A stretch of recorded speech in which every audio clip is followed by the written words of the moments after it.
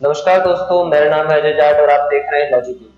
जैसा कि दोस्तों हम आप जानते हैं कि पटवारी परीक्षा धीरे धीरे पास आने वाली है, सिलेबस भी आ गया है और हम एक वीडियो आपको बताने वाले हैं जिसमें हम बताएंगे कि पटवारी परीक्षा से रिलेटेड जिले वाइज कितनी पोस्ट आ रही है, हम वो भी आपको बताने वाले हैं। तो चूंकि अभी पटवारी परीक्षा 4 महीने में आने वाली है, वन आरक्षक आरक्षक की परीक्षाएं जो है बिल्कुल आपके सर पे है, तो उसके लिए हमने आपके लिए मध्य प्रदेश के लिए जीके के लिए हमने कुछ आपको वीडियो तैयार की है। जैसा कि आपने पिछले आपने वीडियो देखा ही होगा जब हमने मध्य प्रदेश की पुनर्गठन पे देखा था। ठीक है, तो अगला आज का जो हमारा वीडियो जो नेक्स्ट सीरीज का नंबर 2 वीडियो है वो है हमारा मध्य प्रदेश का भौगोलिक विभाजन, यानी कि मध्य प्रदेश को कितने भौगोलिक भागों में विभक्त किया गया है उसकी हम थोड़ी थोड़ी जानकारी लेंगे, जिससे कि इससे कोई भी क्वेश्चन आए तो वो आपसे आसानी से बन जाए। ठीक है, तो हमारी वीडियो जो पुराने हैं अगर वो भी आप देखना चाहते हैं तो हमारे वीडियो को लाइक करना और शेयर करना ना भूलें, और किसी भी तरह की प्रॉब्लम हो तो उसमें कमेंट बॉक्स में कमेंट करना ना भूलें, और आपको लगातार आपको वीडियो हमारी क्या कहते हैं अपडेट मिलती रहे उसके लिए बेल बटन पर क्लिक करना ना भूलें, और हमारे सबसे पहले हमारे चैनल को नीचे जाके सब्सक्राइब जरूर करें। ओके, तो चलो हम देखते हैं आज मध्य प्रदेश का भौगोलिक विभाजन स्टार्ट करते हैं। तो जैसे कि दोस्तों हमको दिख रहा है हमारे सामने एमपी का मैप है। एमपी के मैप में यहाँ पे हम कुछ आपके भाग देख रहे हैं, जैसे कि देखिए टोटल कितने भाग है वहां पे हम गिने इसमें, तो हमारे पास टोटल 7 भाग है। यानी कि जब मध्य प्रदेश बना 1956 के बाद तो इसमें कुल 7 प्राकृतिक विभाग रह गए, जो कि पहले हुआ करते थे 9 जब छत्तीसगढ़ इसके अंदर इंक्लूड था। तो अब जो 7 विभाग देखे हम एक एक करके, तो देखिए यहाँ पे मालवा का पठार है, नंबर 2 नर्मदा घाटी यानी कि नर्मदा सोन घाटी, उसके बाद से नीचे आपका सतपुड़ा प्रदेश, थर्ड नंबर, फोर्थ नंबर पे बघेलखंड, फिफ्थ नंबर पे विंध्यन कगार। विंध्यन कगार इसलिए बोला जाता है इसको क्योंकि ये विंध्याचल श्रेणी के कॉर्नर में आता है। ठीक है, ये अंत में आता है, इसे विंध्यन कगारी प्रदेश भी बोलते हैं और साथ में इसको रीवा पन्ना का पठार भी बोलते हैं। विंध्यन पठार के जस्ट ऊपर आपका बुंदेलखंड वाला रीजन है। बुंदेलखंड जो अभी बहुत न्यूज में चल रहा है। ठीक, बुंदेलखंड के जस्ट ऊपर है आपका मध्य भारत का पठार। ठीक है, तो ये टोटल मालवा, नर्मदा, सतपुड़ा, बघेलखंड, रीवा पन्ना या विंध्यन और बुंदेलखंड और मध्य भारत, ये कुल 7 प्राकृतिक भौगोलिक भागों में हमने मध्य प्रदेश को विभक्त किया है। ठीक है, तो आइए देखते हैं हम एक एक करके सभी पठारों के बारे में जानकारी। तो सबसे पहले शुरुआत करें हम नंबर 1 मालवा का पठार, जो कि हमारे मध्य प्रदेश का सबसे बड़ा भौगोलिक भाग है। तो स्टार्ट करते हैं मालवा के बारे में। तो ये हमने देखो रेड से हमने जो इसको अंडरलाइन किया है, ये है हमारा मालवा का पठार। ठीक है, चलिए, इसमें इंदौर, धार, झाबुआ आदि आपके जिले इंक्लूड होते हैं।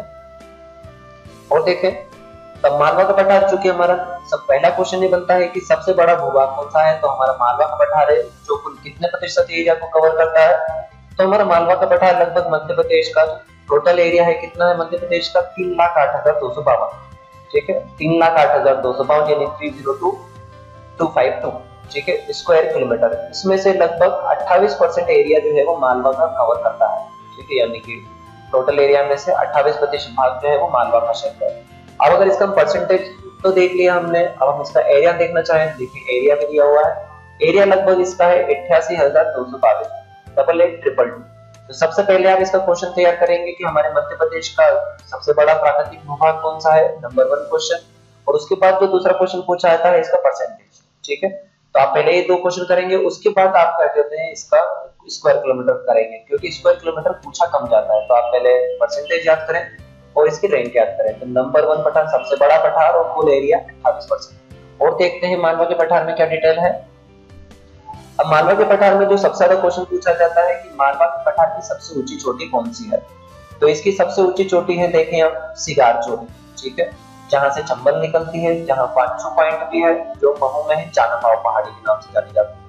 ठीक है, तो ये जानापाव पहाड़ी, सिगार या वांचू पॉइंट जो कुल 8 से 81 मीटर है, ये मध्य मालवा के पठार की सबसे ऊंची चोटी है। ठीक है, चलिए और देखते हैं।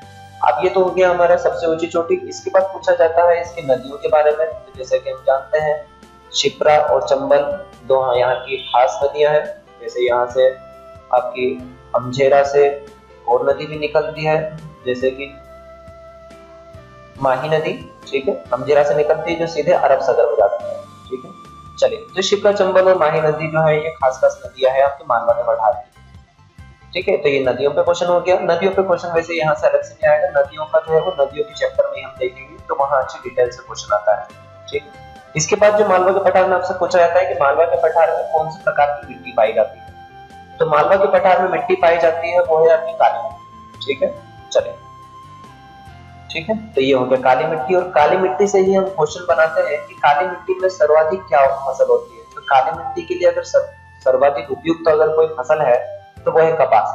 ठीक है, जो कि मालवा के पठार के इस पश्चिम वाले हिस्से में बोई जाती है, यानी कि आपके अलीराजपुर धार झाबुआ तरफ। ठीक है, साथ में इसमें अब जो कि मालवा है तो मालवा में सबसे ज्यादा सोयाबीन और गेहूं भी होता है पूरे मध्य प्रदेश में। तो मध्य प्रदेश में गेहूं, सोयाबीन, कपास आदि फसलें जो है ज्यादा बोई जाती है। ठीक है, चलिए, तो ये हो गया मालवा के पठार की डिटेल। परसेंटेज सबसे ज्यादा आप पहले याद रखेंगे, फिर उसकी चोटी, फिर उसकी मिट्टी, उसके बाद फिर उसकी फसलें, और उसके बाद अंत में उसकी नदियां, कौन कौन सी नदी है। ठीक है, चलिए, तो मालवा के पठार में तुमने देख लिया है, ये ऊपर मंदसौर से लेकर रत्ना, उज्जैन, शाजापुर, राजगढ़, ठीक है, और ये आपका भोपाल तक एरिया जाता है। ठीक है, चलिए, तो ये हो गया हमारा मालवा का पठार। अब देखते हैं हम इसके आगे बढ़ते हैं। दूसरा जो हमारा पार्ट है जो कि मालवा के पठार के बाद दूसरी रैंक आती है वो है हमारा नर्मदा सोन घाटी। ठीक है, जैसे कि हम जानते हैं कि नर्मदा घाटी जो है दक्षिण में इसके है सतपुड़ा पर्वत श्रेणी और उत्तर में है इसके विंध्याचल श्रेणी। ठीक है, यानी कि दोनों श्रेणियों के बीच में नर्मदा घाटी बहती है। ठीक है, इसलिए इसका नाम जो है नर्मदा है, नर्मदा नदी बहती है इसलिए इसका नाम नर्मदा घाटी पड़ा है। अब चूंकि ये भ्रंश में बहती है यानी कि दो पर्वतों के बीच में बहती है इसलिए इसका नाम या इसको बोला जाता है कि नर्मदा जो है वो भ्रंश घाटी में बहती है। तो भ्रंश घाटी जैसा क्षेत्र आपका बना हुआ है, अधिक पानी वाला है, नर्मदा के किनारे किनारे। ठीक है, तो देखते हैं ये हमारा ग्रीन से जो हमने बनाया है ये है हमारा नर्मदा सोन घाटी, इसके कारण नर्मदा के कारण। तो और देखते हैं इसके आगे डिटेल। तो जैसा कि हमने बताया आपको कि मालवा के बाद जो है वो दूसरा सबसे बड़ा भौगोलिक भूभाग है। ठीक है, जो कि हमारा मालवा जो था वो 28% एरिया कवर करता था, वैसे ही नर्मदा घाटी जो है लगभग हमारे मध्य प्रदेश का 26% एरिया कवर करता है। ठीक है, जो किलोमीटर में अगर देखा जाए स्क्वायर किलोमीटर में तो है लगभग आपका 86,000 स्क्वायर किलोमीटर, यानी कि 86,000 स्क्वायर किलोमीटर। ठीक है, तो सबसे पहले आप इसमें भी परसेंटेज ही याद रखेंगे और उसके बाद स्क्वायर किलोमीटर।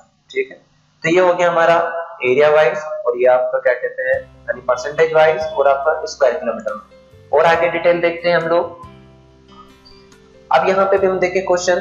ठीक है, चलिए, तो नर्मदा सोन घाटी में जो है अब यहाँ पे इसकी सबसे ऊंची चोटी आपको याद करना होती नहीं है, जैसे कि मालवा में थी सिगार। इसमें आपसे जो क्वेश्चन पूछा जाता है वो है कि नर्मदा सोन घाटी कितने परसेंटेज में फैली हुई है और दूसरा है कि यहाँ पे किस प्रकार की मिट्टी पाई जाती है। तो अब चूंकि नर्मदा घाटी है, ठीक है, अधिक पानी वाली है, तो यहाँ पे जो है काली मिट्टी का एक प्रकार है जो कि आपकी गहरी काली मिट्टी होती है। जैसा कि हम जानते हैं मध्य प्रदेश में सबसे ज्यादा जो है वो काली मिट्टी ही है, और काली मिट्टी में भी हमारे पास 3 काली मिट्टी है, सामान्य काली, गहरी काली और छिछली काली। ठीक है, तो यहाँ पे जो है नर्मदा घाटी में गहरी काली मिट्टी पाई जाती है। अब चूंकि पानी वाला एरिया है इसलिए यहाँ पे चावल ज्यादा होता है। ठीक है, जैसे कि हम जानते हैं दाने चावल को आपको पानी की ज्यादा आवश्यकता होती है, इसलिए इस क्षेत्र में चावल ज्यादा होता है। ठीक है, चलिए, तो यहाँ पे चावल के साथ में गेहूं और अन्य फसलें भी होती है, लेकिन यहाँ पे आप चावल और गेहूं दोनों लगाएंगे। स्पेशली इसके लिए कोई फसल आपसे पूछी नहीं जाती कि नर्मदा घाटी में कौन सी स्पेशली एक फसल होती है। ठीक है, हाँ, मिट्टी वाइज आपसे जरूर पूछ सकते हैं कि काली मिट्टी में कौन सी फसल होती है। तो काली मिट्टी में सर्वाधिक उपयुक्त जो है वो कपास है। तो ये हमारे नर्मदा घाटी कितने डिटेल हुई। आपकी नदी जो है तो नर्मदा सोन घाटी में अपनी नर्मदा नदी तो बहती है, इसके साथ में इसके नीचे बहती है आपकी कौन सी ताप्ती नदी। ठीक है, जो मध्य प्रदेश की दक्षिणी सीमा बनाती है। ओके, चलो तो हम आगे बढ़ते हैं। नेक्स्ट जो पोर्शन है हमारा वो है आपका सतपुड़ा प्रदेश। ठीक है, यानी कि जो सतपुड़ा प्रदेश का नाम पड़ा है क्योंकि ये जो श्रेणी है ये इस श्रेणी से मिलकर बनी है जिसका नाम है सतपुड़ा मेकन श्रेणी। ठीक है, तो ये हमारा सतपुड़ा प्रदेश हो गया, जिसको अन्य नाम क्या है, सतपुड़ा और मेकन। अब इसमें देखेंगे आपका जो इधर लेफ्ट हैंड साइड में जो इसका 17 भाग है, ठीक है, इसकी चौड़ाई कम है, वो है हमारा सतपुड़ा। और जो आप राइट हैंड साइड में देख रहे हैं आपका ब्लू अंडरलाइन से, ये जो आपका चौड़ा भाग है, ठीक है, इसे बोला जाता है मेकल श्रेणी। ठीक है दोस्तों, ये हमारा सतपुड़ा प्रदेश और इसका परसेंटेज हम देखें जैसे कि आपका 28% मालवा, 26% आपका नर्मदा सोन घाटी और आपका सतपुड़ा प्रदेश हो गया हमारा 11%। ठीक है, सबसे ज्यादा इससे क्वेश्चन आते हैं इसके कि इसकी सबसे ऊंची चोटी कौन सी है। तो सब आपको ये क्वेश्चन किसी बार में भूलना नहीं है। तो इसकी सबसे ऊंची चोटी है आपका धूपगढ़ की, जो लगभग 1350 मीटर ऊंची है। ठीक है, जो महादेव पर्वत में है, सतपुड़ा प्रदेश का ही हिस्सा, सतपुड़ा पर्वत श्रेणी का हिस्सा, लेकिन महादेव श्रेणी में आती है। ठीक है, ये है हमारी धूपगढ़ की चोटी। और अगर यहाँ मिट्टी देखा जाए तो मिट्टी है यहाँ पे छिछली काली पाई जाती है। जैसे मालवा, नर्मदा और आपके सतपुड़ा प्रदेश में काली मिट्टी पाई जाती है, बस उसका टाइप अलग अलग है। ठीक है, चले तो और देखिए हम इसके आगे सतपुड़ा प्रदेश में और कोई डिटेल है क्या। ठीक है, चले देखें। अब सतपुड़ा प्रदेश में हम देखते हैं कि यहाँ से आपकी कई नदियां भी निकलती है। छिछली काली हमने मिट्टी देख ही लिया। अब यहाँ छिछली काली मिट्टी है, देखिए ऊपर आपके नर्मदा घाटी है तो यहाँ पे गेहूं भी होता है, चावल भी होता है। ये आपके इधर पश्चिम में क्या कहते हैं आपके गुजरात से लगा हुआ है तो यहाँ कपास भी होता है। ठीक है, तो यहाँ चावल, गेहूं, कपास कई प्रकार की फसलें हो सकती हैं। ठीक है, चले इसके अलावा हम देखें यहाँ पे तो आपकी नदियां देखें तो यहाँ पे वैनगंगा नदी है जो सिवनी के परासवाड़ा से निकलती है। ठीक है, चले इसके बाद वर्धा नदी है जो बैतूल से निकलती है। ताप्ती नदी है जो बैतूल के मुल्ताई से निकलती है। ठीक है, तो वैनगंगा हो गई। ठीक है, चले उसके बाद फिर आपकी वर्धा नदी हो गई जो यही निकलती है, सतपुड़ा क्षेत्र से ही निकलती है। इसके अलावा आपकी ताप्ती नदी हो गई जो दक्षिणी सीमा बनाती है मध्य प्रदेश की, जो सीधे जाके अरब सागर में गिरती है गुजरात होते हुए। ठीक है, चले तो ये कुछ खास डिटेल थी आपके सतपुड़ा के ऊपर, सतपुड़ा प्रदेश के ऊपर। आइए आगे बढ़ते हैं हम हमारे नेक्स्ट क्षेत्र के ऊपर, नेक्स्ट भौगोलिक क्षेत्र। और नेक्स्ट भौगोलिक क्षेत्र है हमारा बघेलखंड का प्रदेश। ठीक है, अब बघेलखंड का प्रदेश देखें तो ये कितने एरिया में फैला हुआ है।